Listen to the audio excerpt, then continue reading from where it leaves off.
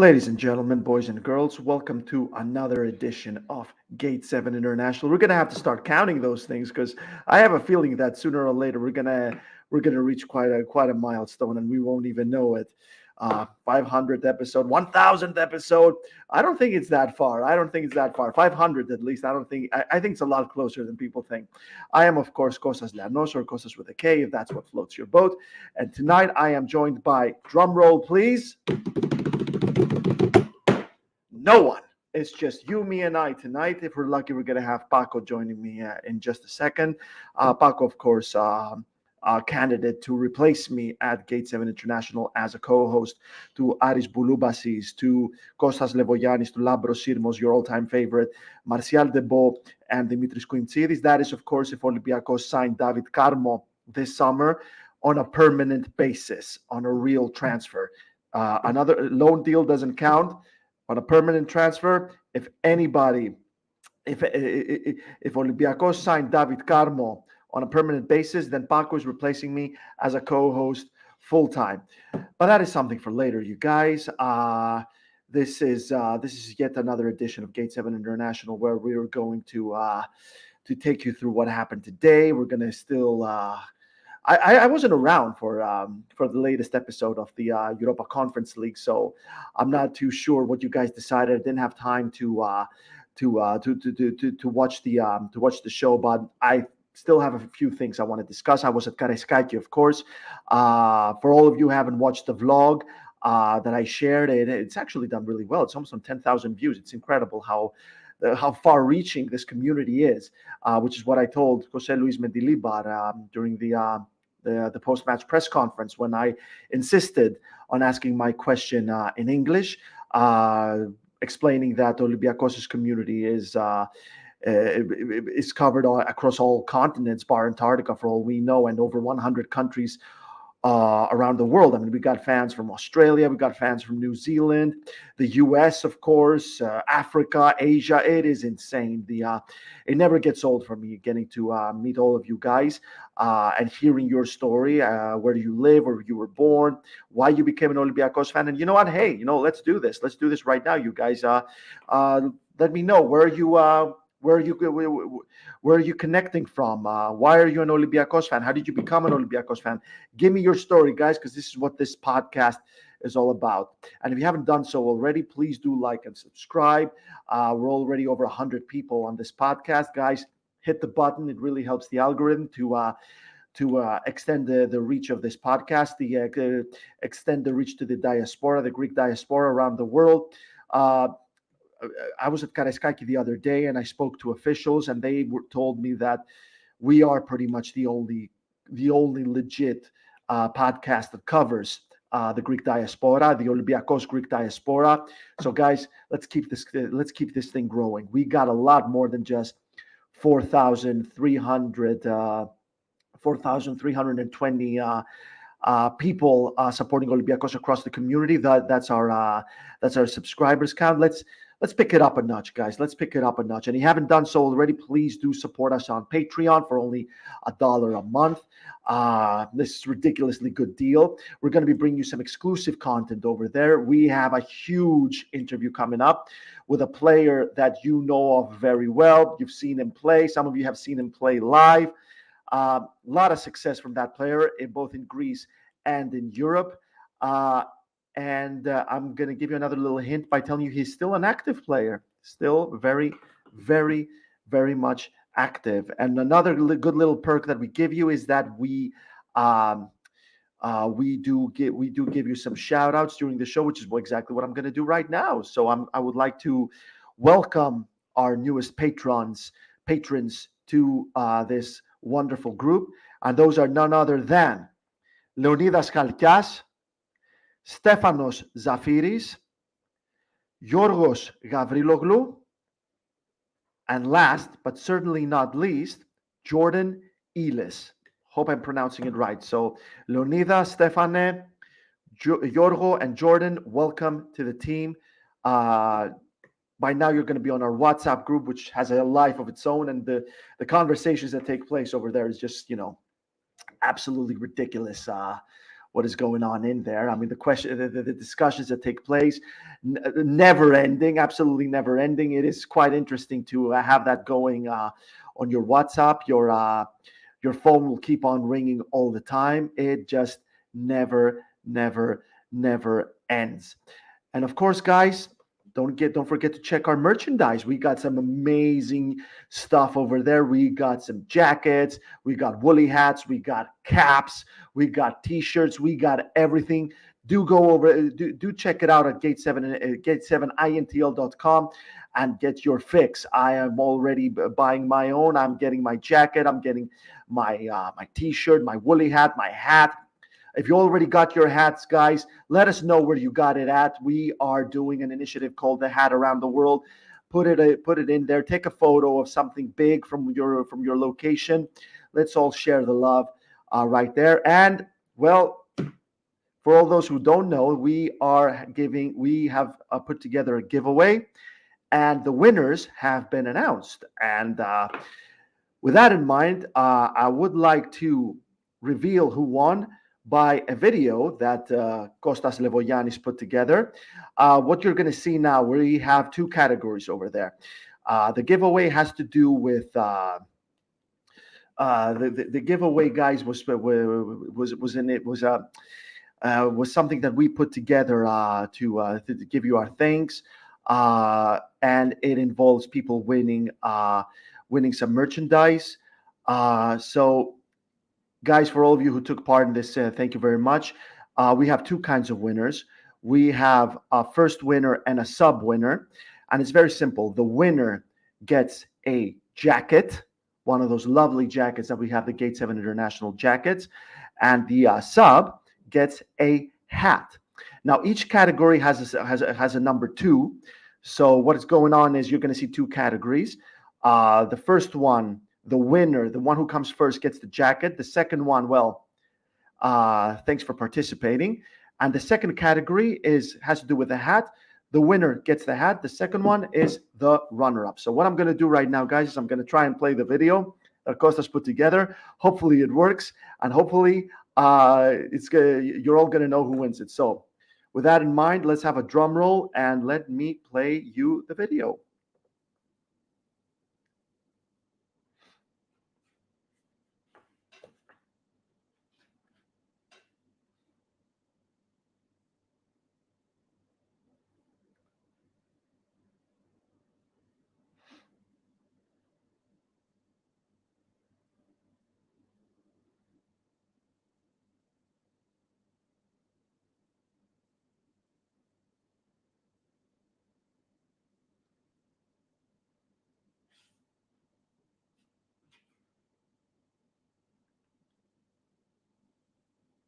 And there you have it, folks. Congratulations to Panayoti for winning a Gate 7 official Gate 7 International jacket. My co-host Kostas Levoyanis came second, and Kostas Levoyanis gets exactly jack out of this whole thing.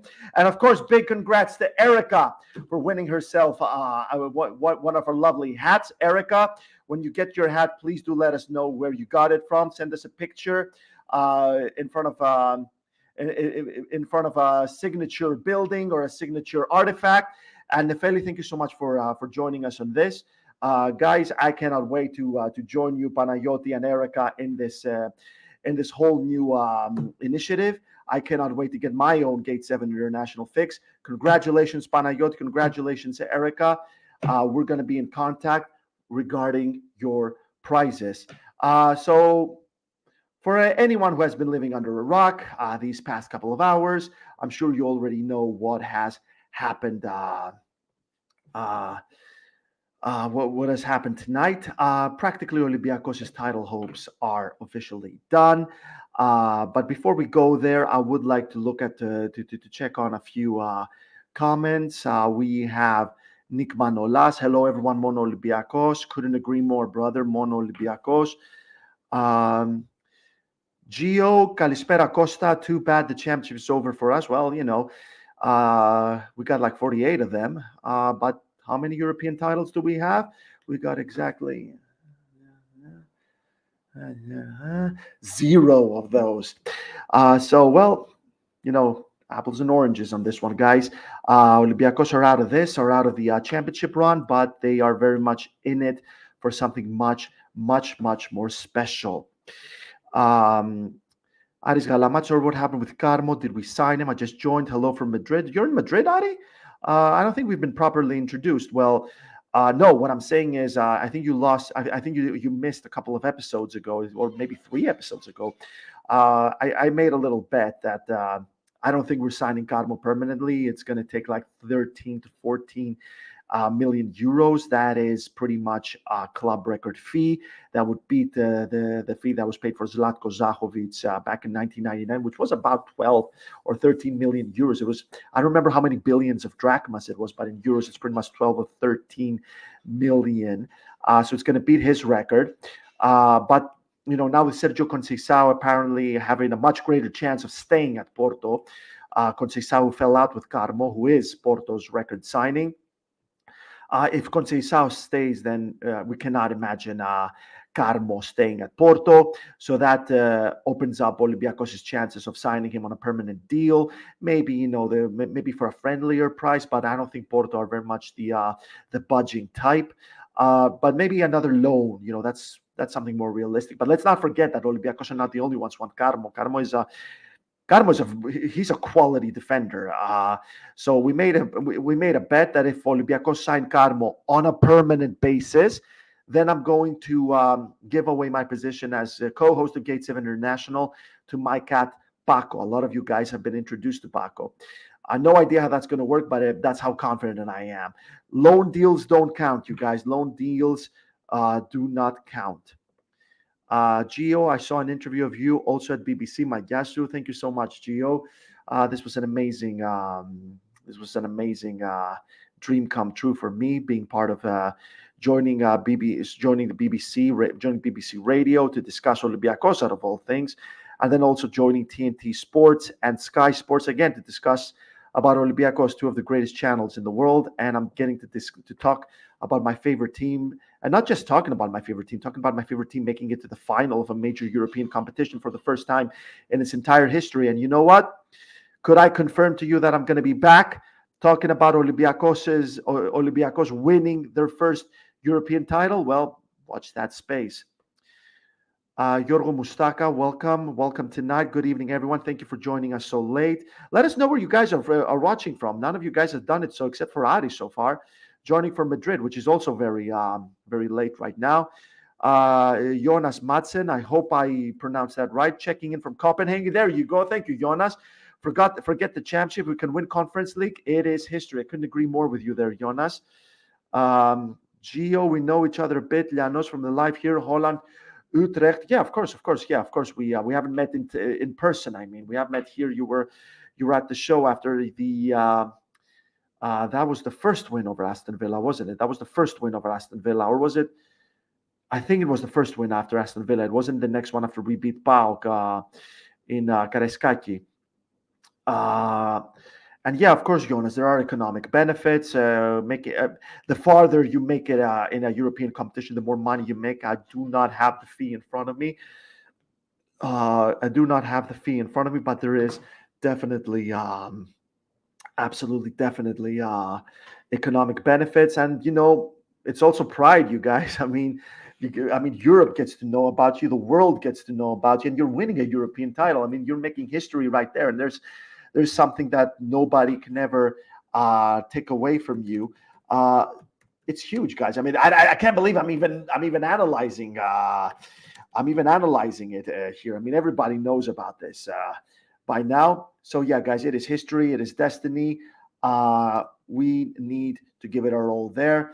But until then, let's discuss what happened. I mean, Olympiacos are practically out of the title run. I mean, Olympiacos can only win the title if ridiculous things happen.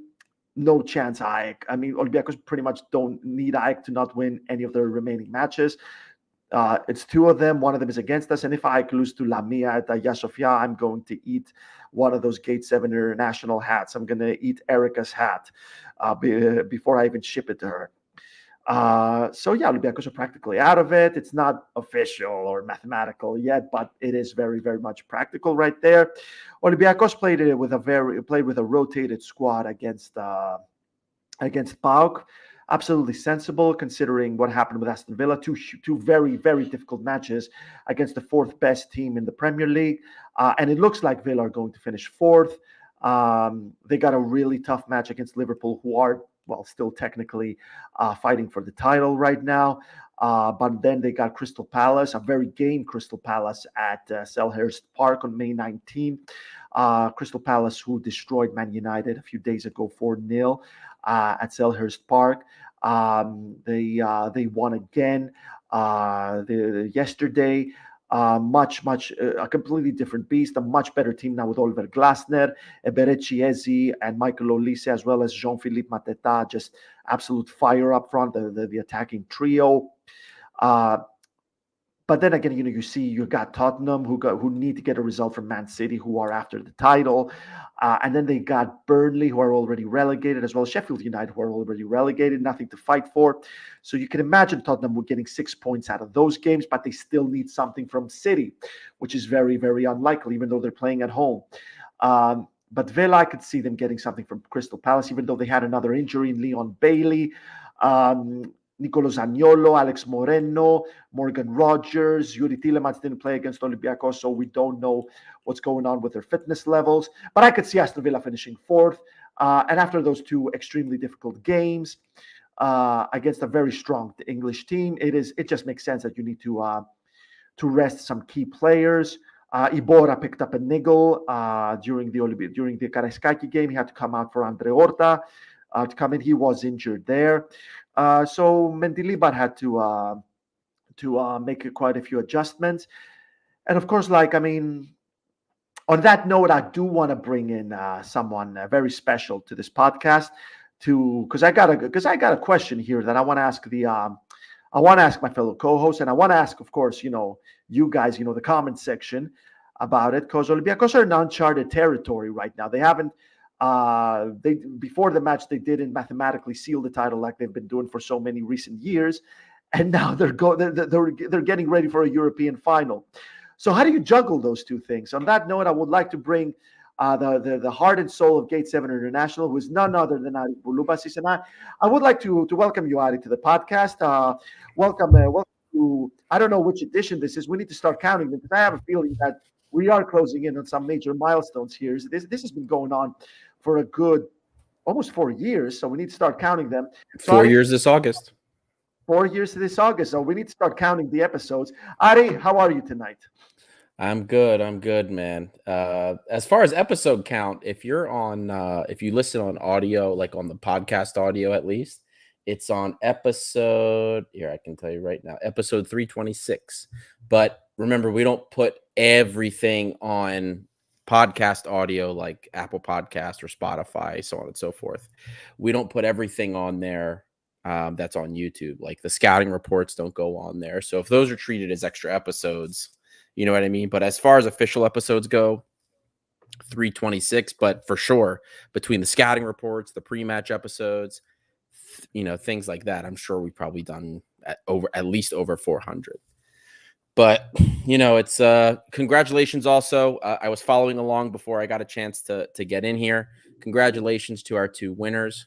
Very excited about the new merch. Don't forget to check it out. Like and subscribe if you haven't already. I saw under 30 likes when I first logged in. So there's over 140 people tuned in right now. So go ahead, take a quick second and hit that like button, because every engagement helps us continue to find more red and white fans. The growth has been absolutely absurd. Ghost, I know you already talked about it, but I mean, it's been insane how much this channel has been growing. So if just really quick, it takes literally about 2 seconds to do, go ahead and hit that like button and we'll continue to go from there.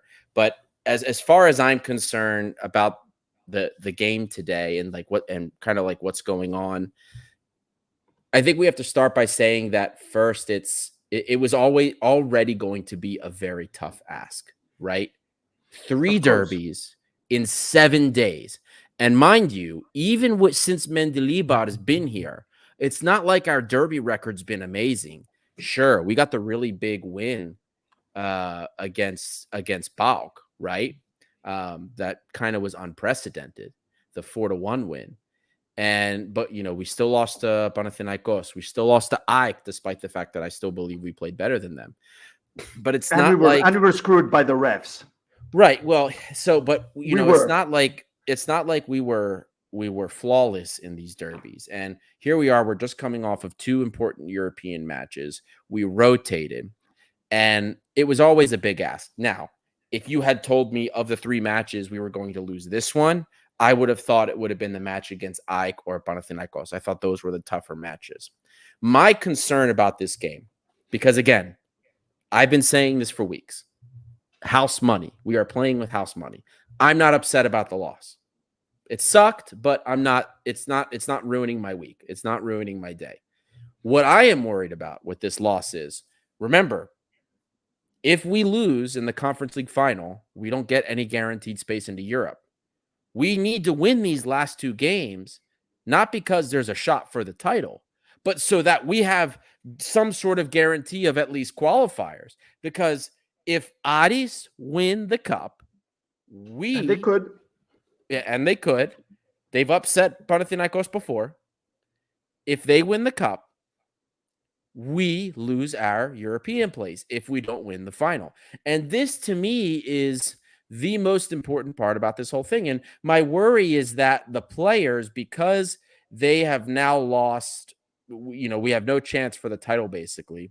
My worry is that now, for the next 2 games, they're not going to care. And it's all going to ride on that final. And then my worry doubles, because look at the context for all of our victories so far in the Conference League knockouts. The pressure has never been on us. It wasn't on us when we played against Ferencváros, because the garbage football we saw under Carvajal, we had no idea what was going to happen. We were ready for the season to be over. Maccabi Tel Aviv, we lost the first leg. Pressure was off of us. We came back and won. Fenerbahce was one of the favorites to win the whole tournament. Pressure was off of us. Again, house money. We had made it to the quarterfinals. Pressure was on them. We caught them there. Semifinals, pressure's on Aston Villa. They're the favorites to win the tournament now. We took advantage. Because of this, and because of the fact that we have to win these next 2 games in order to have, via the league at least, some sort of security in Europe. If we don't have that, and if we don't win and we're in 4th place come the end of the season looking at the final, now pressure's on us. And I do not like that. I do not like that context going into the final. Not when it's a situation where this whole time the pressure's been on other teams and it has afforded us that opportunity, because when the pressure's on you, you have to open up, ideally. So that's the only thing that worries me about this. I don't want the players to be, what's the word I'm looking for? Deflated, lose energy, lose some of that will, lose some of that inspiration to continue to put everything on the field for the next 2 matches. Because without the title hopes, that's a real possibility. And that's what scares me the most.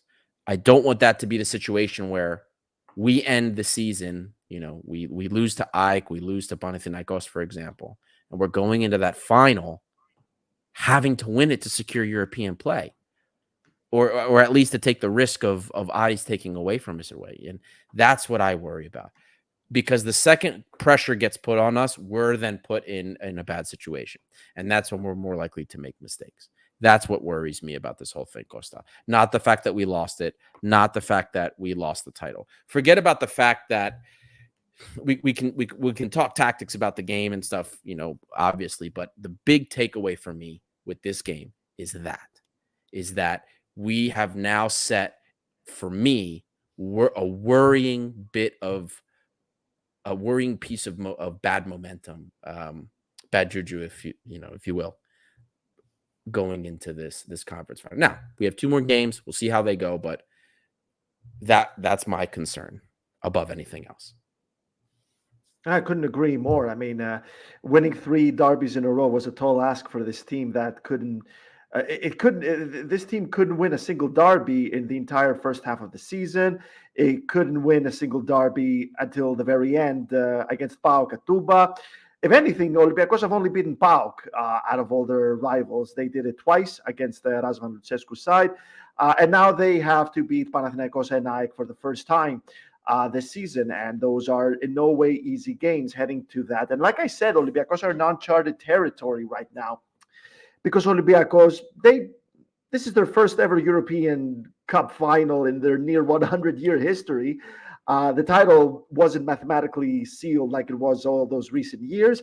They don't know how to handle this. What's the playbook? How do you address it? They have no idea how to even start. I mean, Mendilibar knows how to do it with really much better clubs like Sevilla, but he doesn't know how to do it with a Greek club. And I couldn't agree with you more. Like, Olympiacos cannot go to this cup final thinking to themselves, oh my holy crap, we need to win this. And yeah, like, Olympiacos eliminated the absolute favorites out of this in Aston Villa. Everyone's money was on Aston Villa. Anyone who knew 2 things about football, everyone's money was on Villa. But I gotta say this, I mean, and I'm gonna be honest, guys, I haven't researched Fiorentina yet, but I'm worried. Fiorentina worries me, and I think they worry me more than Aston Villa. And I'll tell you why they worry me more than Aston Villa. Because Italian clubs, they are going to play when there's something up for grabs. They are going to give it their all. Doesn't matter if it's a European Cup or a teacup. They give it their all on the pitch in a final situation. Whereas English teams, they're more like, it feels like you have to sell it to them. To sell them the idea of what it is they're going to win, why they need to take this seriously, why this is a big deal. Of course, the Champions League and the Premier League doesn't count, but Europa League and Conference, especially the Conference, especially like a team like Villa who can go to the Champions League, I mean, I'm going to be in the Europa League anyway because I'm going to finish 5th, worst case scenario. Whereas Fiorentina, they're going to come all guns blazing in this match. There's a lot of pride in this. And also, here's another thing, Ari, that I've been thinking, and I want your opinion on it. When was the last time Olympiacos played not even a European match, any match across any competitions? When was the last time Olympiacos played a match in which the fan attendance was pretty much 50-50 for both teams? How many years ago?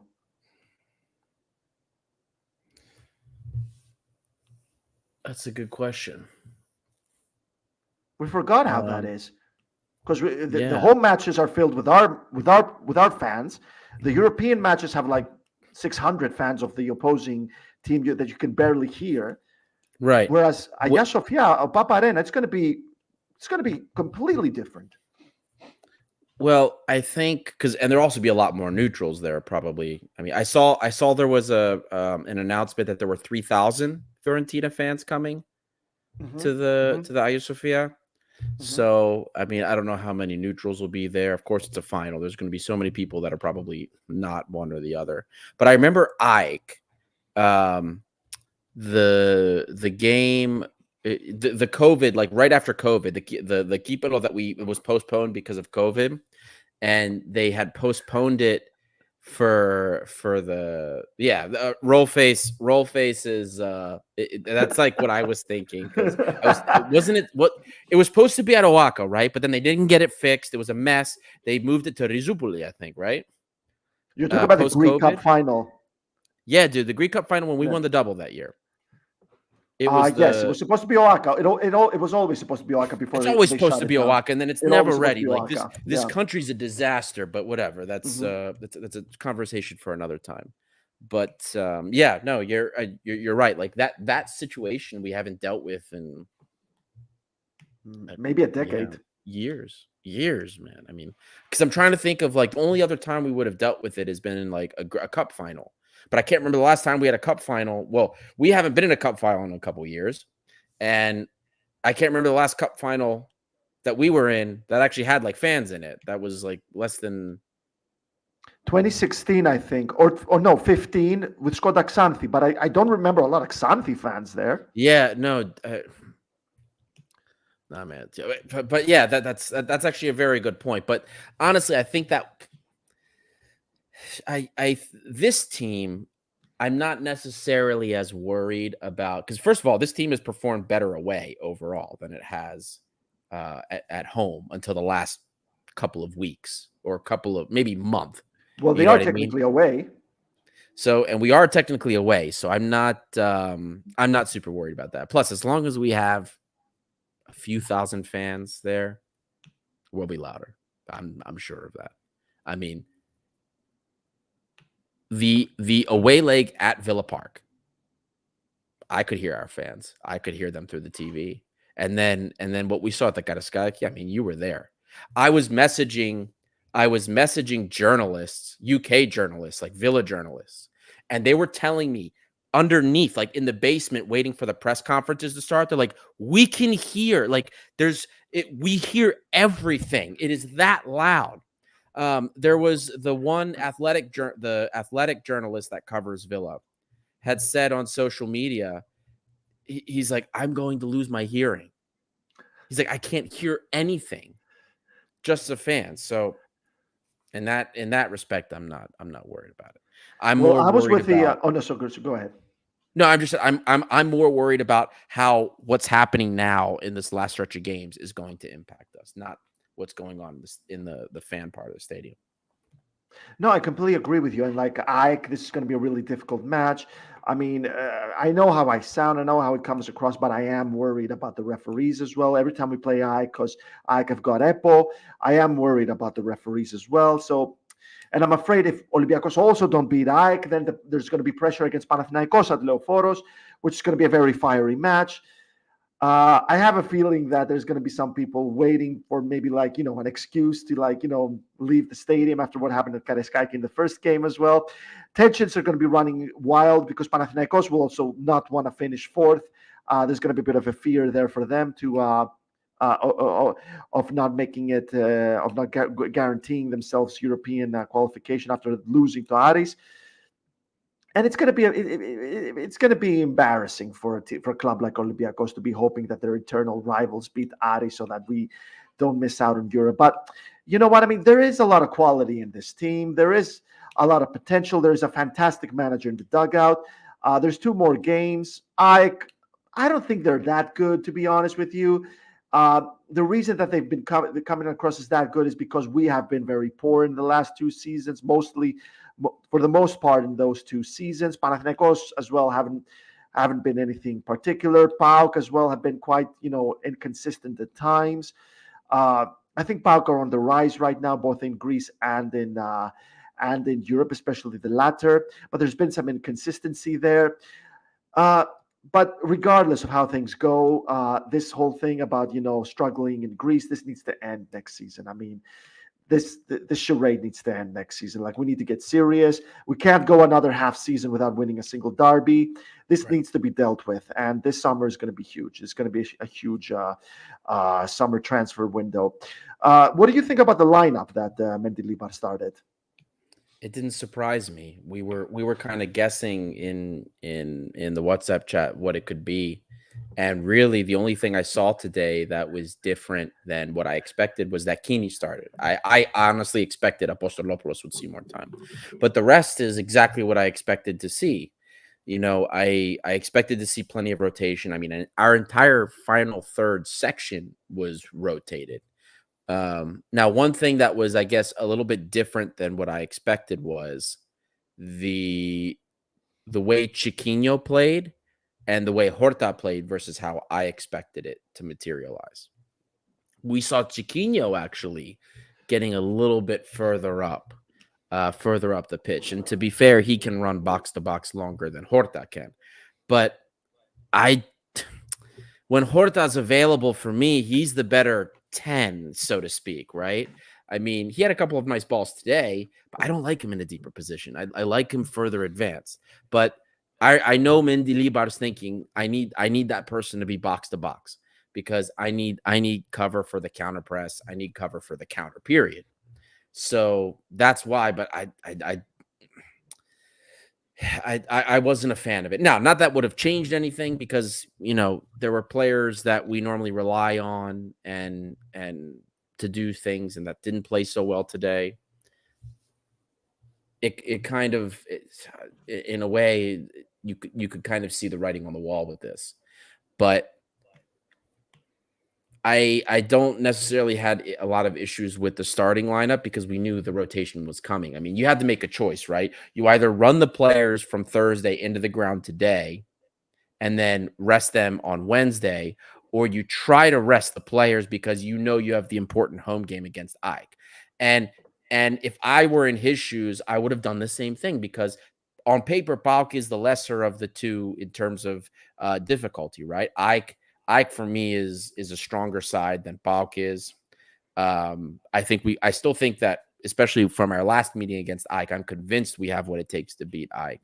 But I thought PAOK was an easier team for us to handle, even away at Toumba. But it happens. I mean, this was not, I don't want to say it was easy that like, oh, we should have done this. No, this was always going to be an extremely difficult game. But what I mean was, if I had to pick which team I'm resting players against, it's this game against PAOK. It is what it is. I mean, in the hope that I make it, because then that game against Ike is so important, and it is important either way. But I need them. I need my starters healthy for that game, and it's a shame because we really, unfortunately, like we didn't have the depth, man. I mean, we lost Ibora, which has been huge for the midfield, and hopefully that ankle issue is not as bad as we think it is. Mm-hmm. Mm-hmm. You know, and we can't afford to like lose with long-term injury anybody from that starting lineup because our European roster is even more thin than the Much thinner. domestic roster is. You know what I mean? Mm-hmm. So it's really hard for me to pinpoint to really pinpoint. I mean, we can get into specifics about things, but it's really hard for me to sit here and be like, this was done incorrectly. This was done incorrectly, because I would have made the same decisions today if I were Mendilibar with this context that we have. This was the gamble, because the gamble was we get by so that we're full force against Ike. This is the gamble. Didn't pay off. It happens. But what other choice did he have? None. He didn't have. There was no choice here, Costa. There was no choice. There was none. This was the choice he had to make. This was the path of least resistance. And we lost, man. That it is what it is. It sucks. This really reminds me of 2014, after we beat Man United at Karaiskaki, and then we lost 3-0 to Panathinaikos.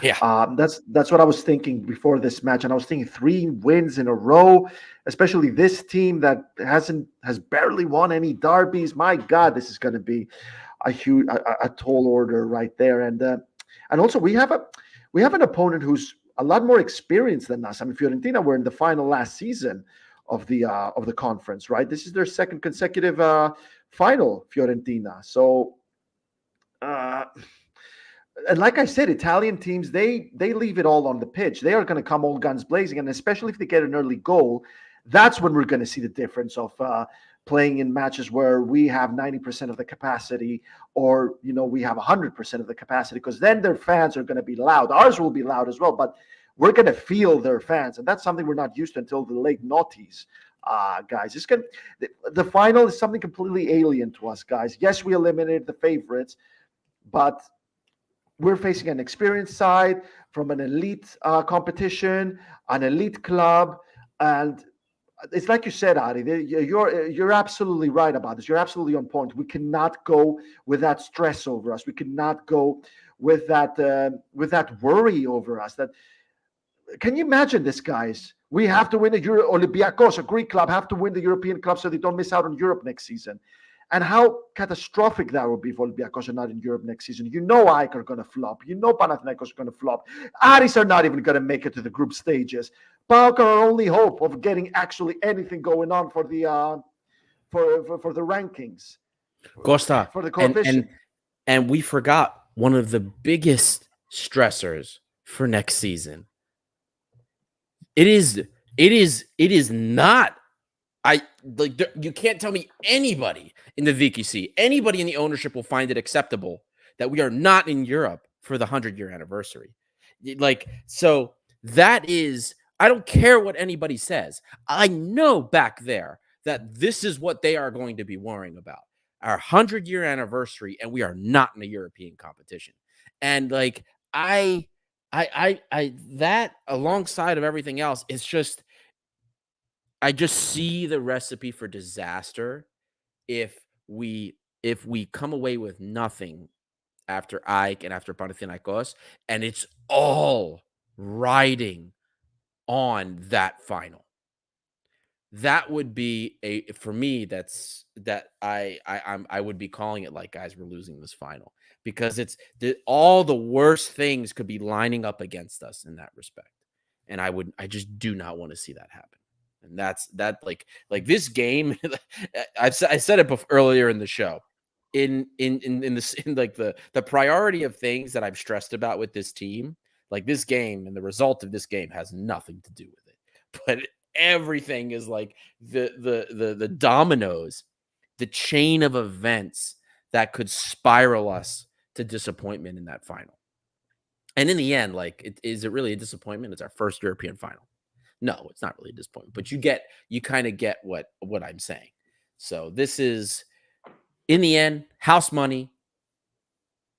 I haven't expected us to do anything for the league since January.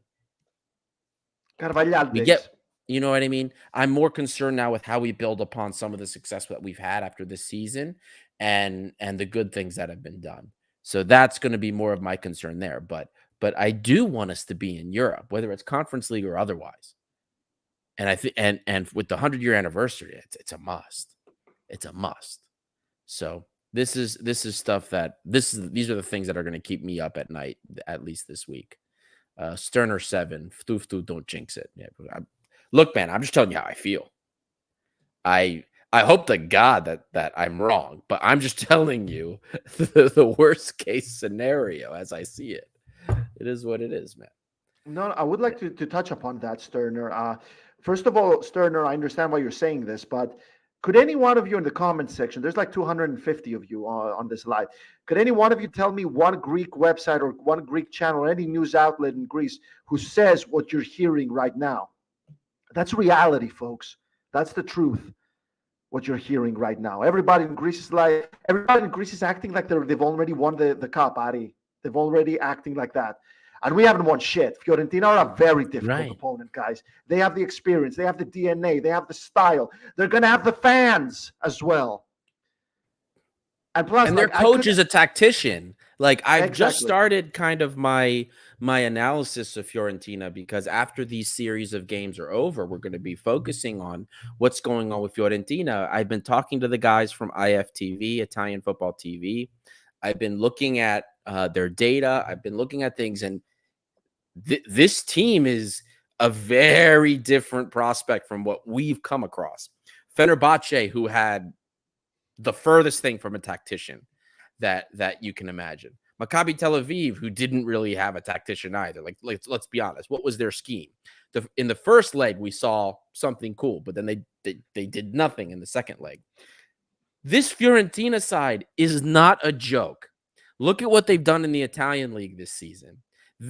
Their coach, Vincenzo Italiano. Yeah, Vincenzo Italiano. This guy is okay, maybe I won't say he's a genius, but he's brilliant. He is brilliant. And it's a completely different animal from what we faced against so far. Now, ideally, Unai Emery is a brilliant guy, but he's very brilliant, to be fair. Like, because we're having people in the comment section like acting like we're being a little negative. So I'll try and make it a little 50-50. Unai Emery is a genius, especially in those kind of competitions. Right, but he had a depleted squad, Costa. Like there wasn't what could he do besides what he did? The only thing I think he messed up on, I know there was an injury concern, was Pau Torres. But he was missing so many important players. And not to mention he was missing his starting goalkeeper.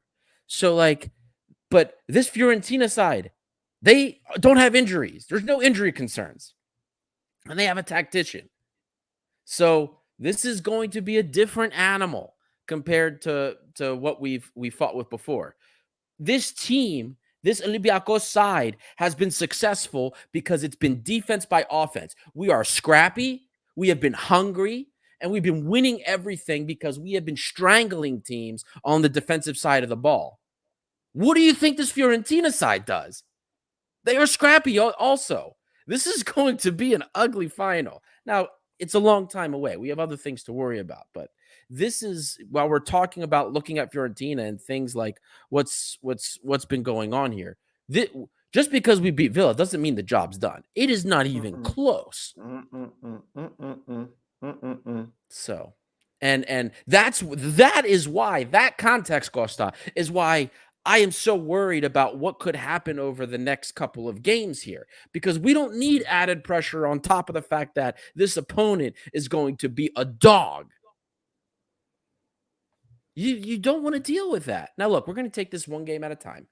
Right now, the PAOK game has to in and out. You forget about it. You focus on Ike. Get what you can out of that. It's our last home game of the season. Good showing. Do what you can there. Then that, out of your mind. Panathinaikos at Leoforos. You do what you have to do there.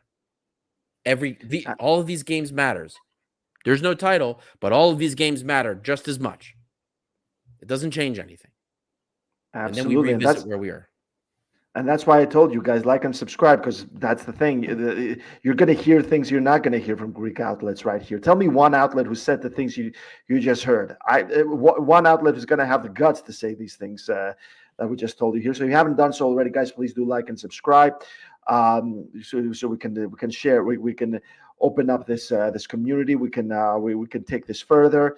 We're already on 4,320 subscribers, if I'm not mistaken. Let's take it to 5,000, you guys. Let's take it to 5,000 right there. I mean, and if you haven't done so already, guys, check the vlog from Aston Villa. I mean, this has been going crazy with almost 10,000 views. I got a question that I've been thinking the other day. Mendilibar has been with us since February, barely 3 months with Olympiacos, and he's achieved a lot more than so many other managers that have come in at Olympiacos. And I was wondering, if Mendilibar does the unthinkable and wins the Europa Conference League and turns Olympiacos into the first ever Greek club to ever win a European Cup, where does this rank him in terms of the greatest managers who have ever been at Olympiacos? How does he compare to Ernesto Valverde, Marton Bukovic, Dusan Bajevic, Marco Silva, even Mitchell from his first stint, of course, at Olympiacos?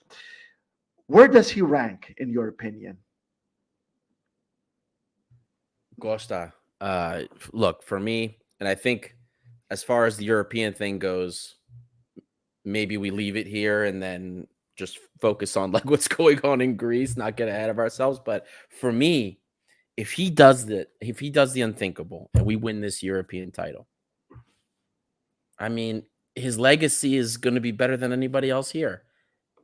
And I don't mean that as a way. I don't mean that in a way that is disparaging against our favorite managers like Valverde or even guys like Bajevic. You know what I mean? That achieved things for us, regardless of whether or not we won a European title. Mendilibar's legacy has already been cemented here with what he's done. With what he took a squad, the same squad that was underachieving, that we were ready to write off and just ready for the wholesale changes to come in the summer. He took that same squad and not only took us to a final when we all expected, my God, we would lose to a Hungarian team, but he got us to a point where we were actually sitting here competing and in a space to where we could have competed for the title. He took us to that point. And by the way, multiple times where it's like, oh, we lost, title's done. Oh, then got back again, then lost. Come on, man. And by the way, he took players that, oh, these are duds. Gordon, he did nothing. Garbage players that became important to us. Guys like Ibora. Well, Jose was already important to us, despite some of the people that kept telling me Jose was garbage. I disagree with that from the get-go. But he took players that otherwise people were not impressed with and made something out of them. That his legacy is already, in a couple of short months for me, it's already cemented. He wins the title, Costa. He's already one of the best I mean, it arguably the best that we've seen here. He won a title. You can't take it otherwise. What then happens to his legacy will be dictated by how we build on the success. He'll be here the next season. I have certain concerns that we're not going to address now until after the season's over. But that, as it stands, he wins the title. Who touches him, Costa? The conference, who you mean, of touches course. that? Say it again? You mean the conference? That's what I meant, yeah. He wins the Yeah. Conference League. It's a UEFA title. I don't care if it's just the Conference League. He wins the European title. Who has anything on him, Costa? First semifinal, first final. If he wins the conference, who in our history touches that? Who? What if he missed out on Europe, though? European qualification. It's Costa, weird. It's crazy. This is a crazy situation, isn't it? It is. It is. You're not wrong. No one could have predicted that. Even if he misses Europe, Costa, I will remind everybody where we were before he came here, right? Mm-hmm. Before that first matchup against Ferencváros, when we lost La Mia, and we're all like, guys, there's going to be no Europe next year. We're not getting anywhere in the league. We'll finish fourth. We're going to lose to Ferencváros. That was already the expectation. House money. So you know what, Costa? We end up finishing fourth. We get no Europe and we lose in the final. But we just got back to where we started. Does it kind of suck? Yeah, it does. But I'm not going to put that on Mendilibar. Because if Mendilibar doesn't come in, for sure, we don't get anywhere near the title. For sure, we don't go near the Conference League final. It's only because of him that we got to the point where we're at. So exactly, and this isn't his squad, Costa. Nope. What player? Not a single player of his own. Not a single one. Not a single one. Nothing. No one has ever done what he's done. I cannot remember the last time anyone has come in mid-season to an absolute state of a club without a single player of his own, and not only turned them to title challengers, but made history with them by turning them into European title competitors. Yeah, that's the most absurd thing about all of it is that he literally came in. He's this is what I got. All right, we'll figure it out. It's insane. You know what I mean? It's so that the worst could happen, and his legacy is still cemented for me. Doesn't matter. I completely agree with you, and I completely agree with Gio over here. I mean, every final is a game everybody wants to win. We need to forget about the final till next Sunday, and I would like to add that every game that we have ahead of us, excuse me, is a final.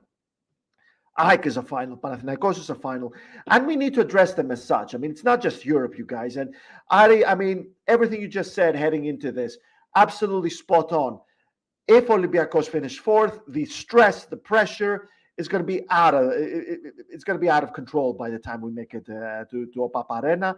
There's going to be this worry that, my God, you guys, we need to win the final, or else in our 100th anniversary, we're going to be without Europe. And don't make no mistake about it, guys. Mendilibar joined us because of Europe. He didn't give a crap about PAOK and Panathinaikos, and it showed. It showed on the way he addressed he prepared and addressed the European games, and it showed how he addressed the Greek games. Can't you guys remember us coming back from behind to beat all those B/C Greek clubs? And the rotation he put together in those games, it showed. The guy's here for Europe. He's not here for Greece. Next season, that's a completely different matter because he's going to have his own team and he's going to be able to juggle this. But now he didn't have his own team. I said, okay, at least you're in Europe. I'll take you. I'll take this. You got some good players. Let's see what we can do. Every game is a final now. And I would like to ask you, Ari, how do you start Olympiacos against AEK? What changes do you make in the lineup, and what kind of rotation are you going to make?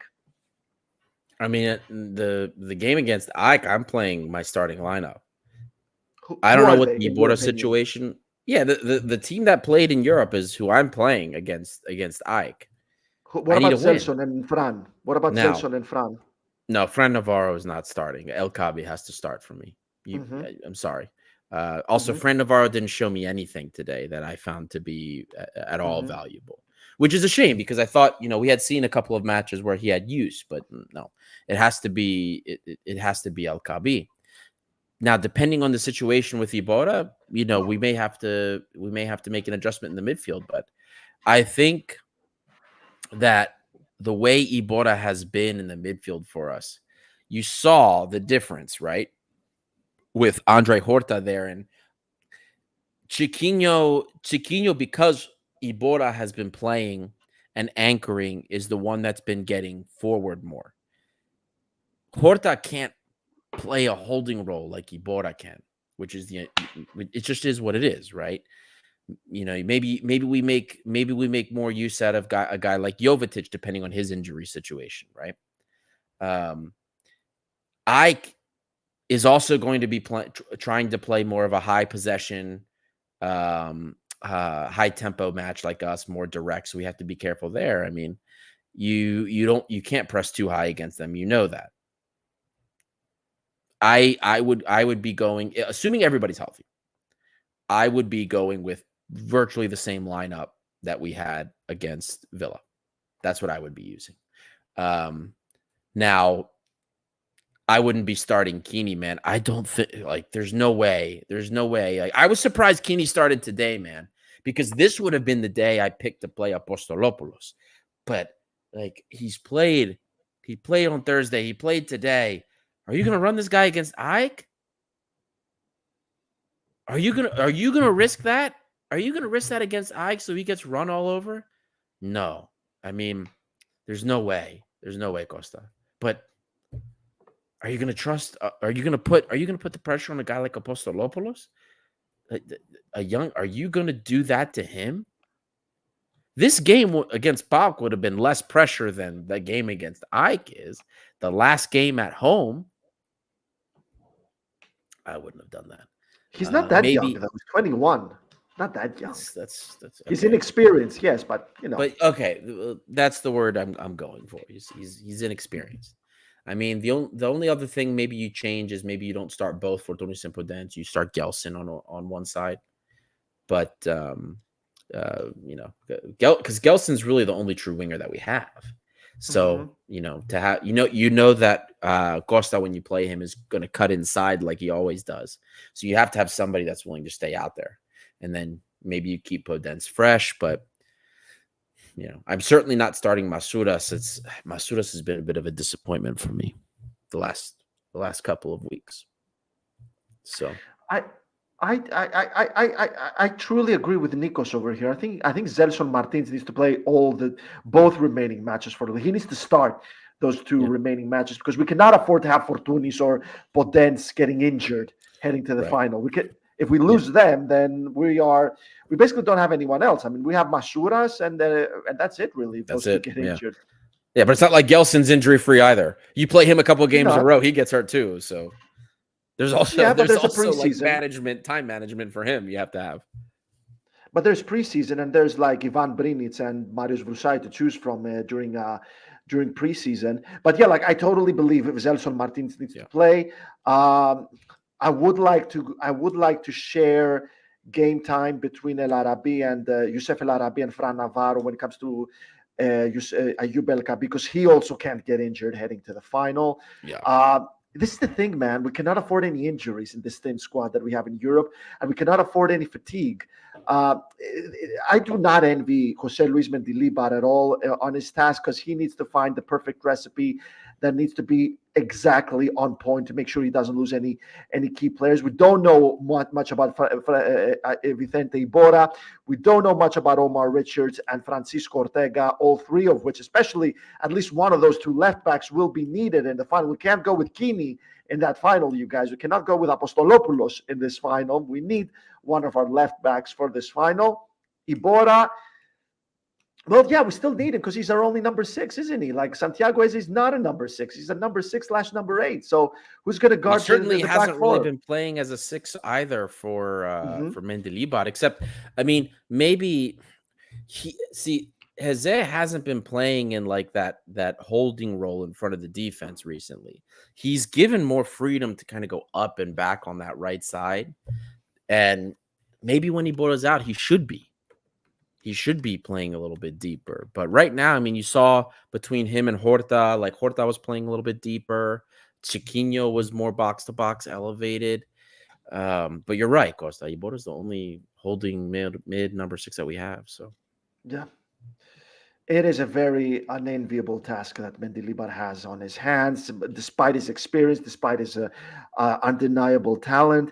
This is the weirdest season I've ever experienced for Olympiacos. But Ari, this needs to end next season. Like, I'm not even kidding. Like, this summer needs to be fucking serious. And we got what we need already, pretty much. Like, especially if we manage to keep Carmo around. If Conceição stays at Porto, I cannot see Carmo going back to Porto. I struggle to see us buying him. I still stand by my PAOK bet, but another loan deal, or maybe a little wiggle room on the release clause. Andre Horta needs to stay. Podence needs to stay. El Cabi needs to stay. There's so many players that need to stay, and they don't have a contract after June. If we manage to hold on to them, all you need is a number 6. In my opinion, it should be Manoli Siopis, because he did say that the door is still open with Olympiacos. He plays for Cardiff, who are going to be in the championship next season. There's no guarantee that they're coming back to the Premier League anytime soon. So go for Siopis. And he's also Greek. Why would he say no, especially if we win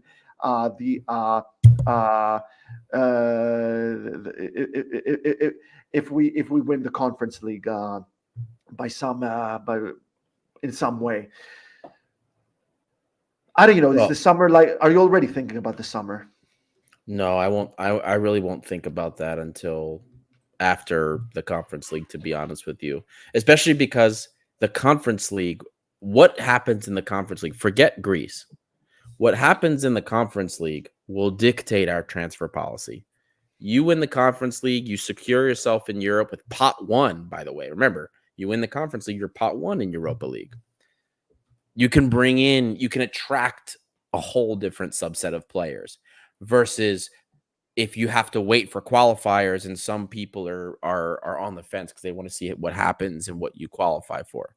But, if we are able to, I agree with OL here. If we manage to hold the players next year, we're going to win the title easy. I think we're going to be a different beast next year. I mean, we hold our key boys for sure. I mean, look, Costa, you win the Conference League, you're in Europe. Like, the fact that you have Europa League, you're pot 1, you're going to attract more players than you would otherwise. So we can, and we have a nice core, man. Like, I'm even assuming Carmo's not gone. You tie up Horta, you tie up Podence, you tie up El Cabi, Fortunis.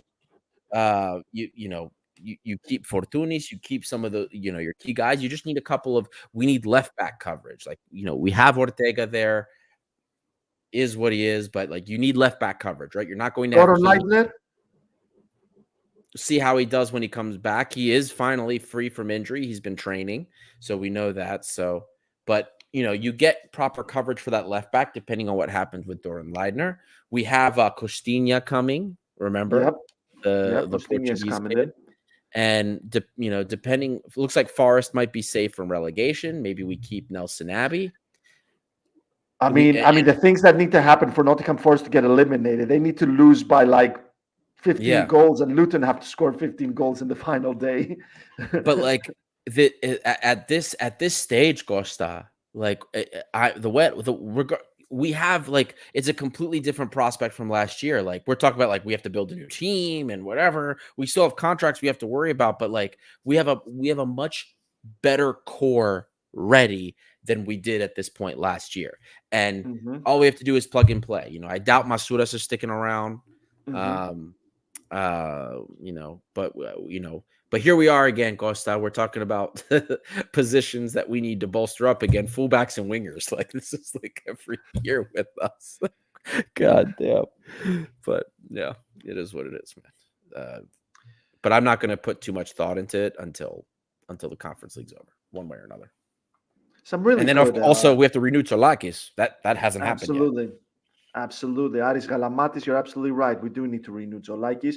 Some really good points that have been said here, especially like, how do you prepare for this final? How do you address those 2 matches that are coming up?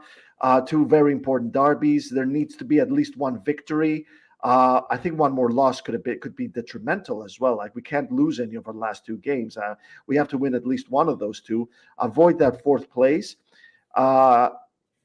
It is absolutely ridiculous what we're seeing here. I still think that, in my opinion, I think we need to see more of Nelson Abbey in defense, especially in the Rezzo's position.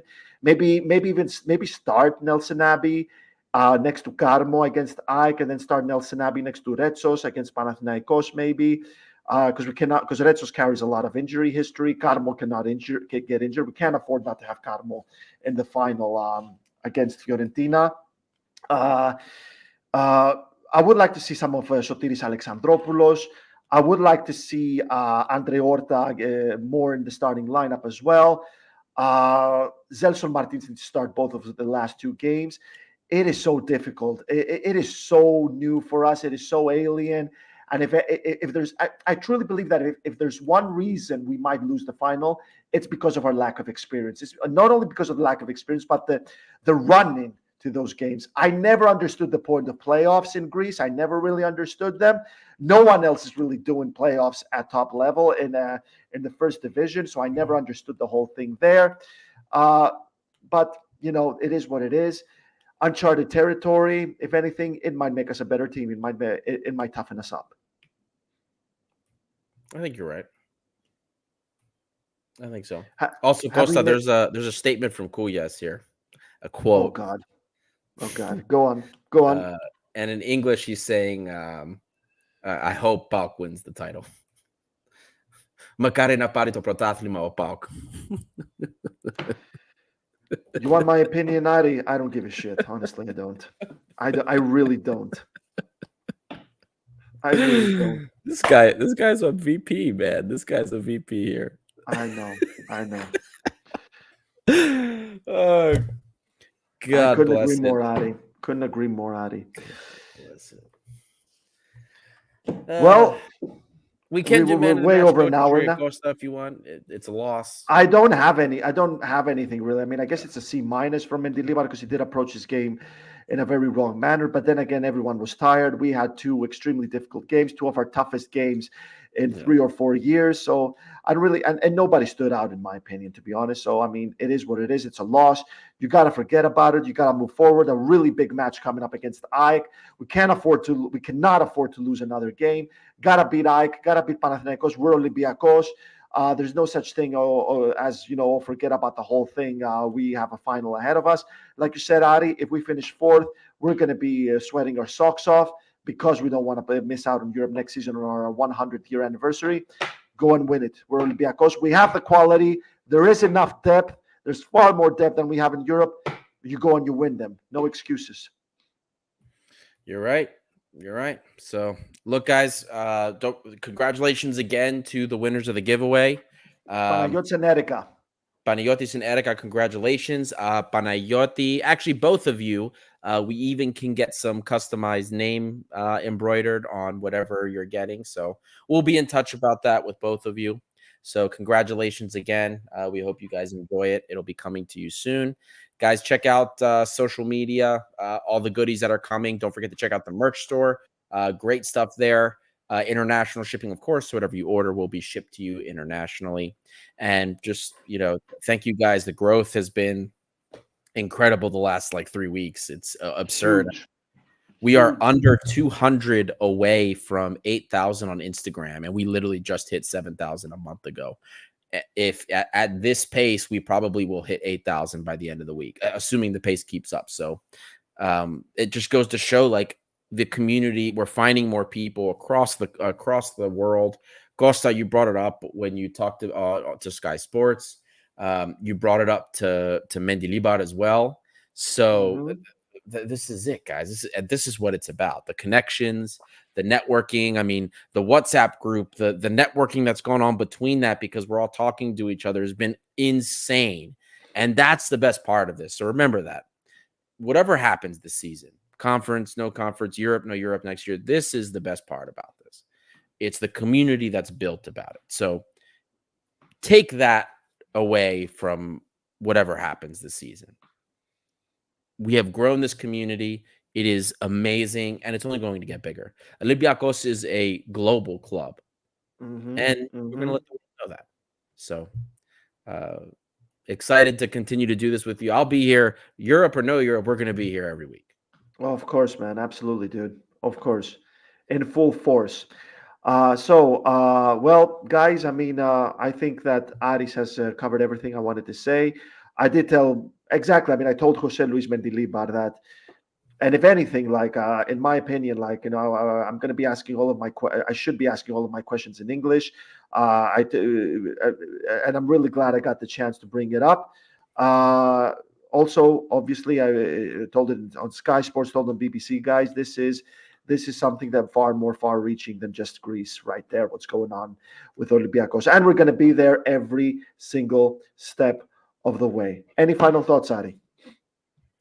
That's it, man. I'm excited. Now we're looking to Wednesday, and we'll see what happens there. So hopefully the team shows up. We see a full Karaiskaki. We see a crowd that is as boisterous as it was against Villa, because we need these 3 points. Remember, we need European play. We are not going to go anywhere. Like, there's no way we can't not have Europe for the 100-year anniversary. So everybody needs to show up with the same enthusiasm and get, because if that Karaiskaki shows up against AEK, there's no way we lose that game. But we need that atmosphere. We don't need a skeleton, the skeleton that we've been used to for the last couple years because of what's been happening and the decay in our football. So we need that Karaiskaki from Thursday. That comes, there's no doubt in my mind we can do this. If they don't come, it's a completely different story. It's a much more difficult thing. Absolutely, guys. Support the team. Be there at Karaiskaki. I was Kostas Lianos. He was Aris Bouloubasis. This is Gate 7 International. Thank you so much for joining us, guys. Don't forget to like and subscribe and join us on Patreon and check on the merch. And we will see you soon.